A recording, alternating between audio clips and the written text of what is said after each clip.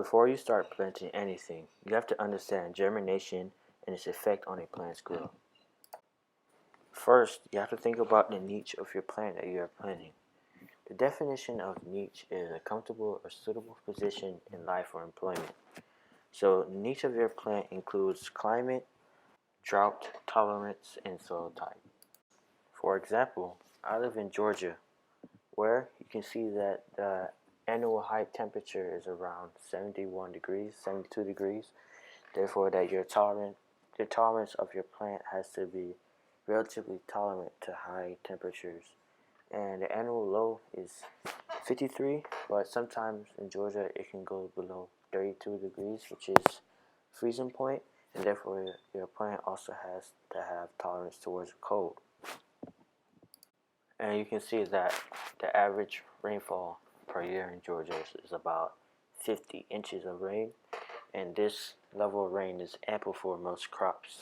After you finish your research, now it's time for you to pick the plant based on your location attributes.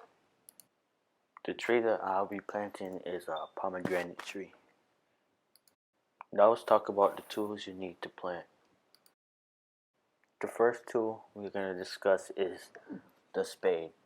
The spade is essentially a rectangular shovel used for digging and cutting the earth or sand.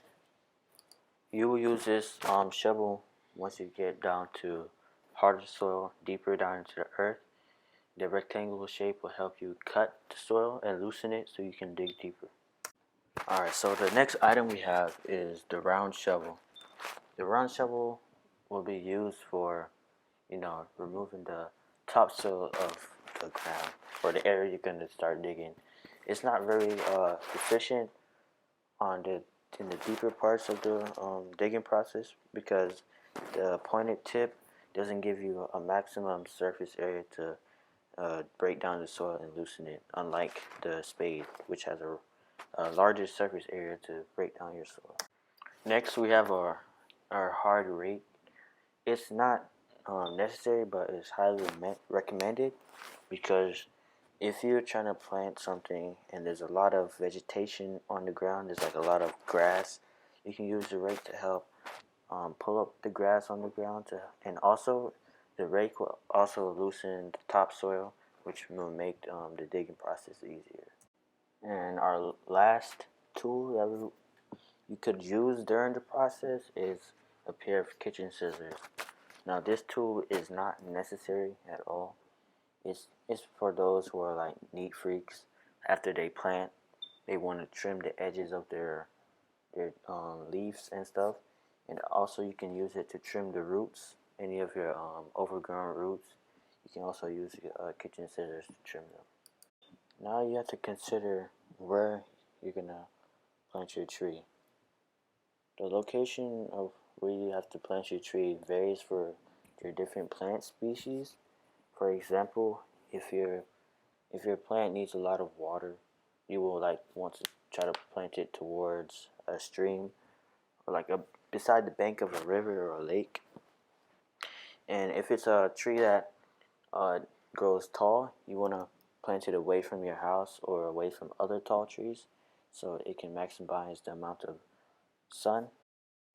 After you've selected your site or where you're going to plant your tree, you want to use your hard rake to remove any vegetation or plants at that site. After you do that, you want to use your pointed shovel to remove all the topsoil. Once you've removed all the topsoil, you'll realize that it's starting to get difficult to dig any further. That's when you want to switch over to your spade. And your spade is the rectangle shaped shovel. With the spade, you want to dig until you reach the point where if you plant your tree, no roots will be exposed and they will all be underground. Now you want to put your tree into the hole. Once you put your tree into the hole, you want to add the soil that you dug out back into the hole. Also, you want to add compost or fertilizer to your hole. Doing this, it will give the tree more nutrients and your tree will grow to be healthier, and it will also increase the growing speed of your tree.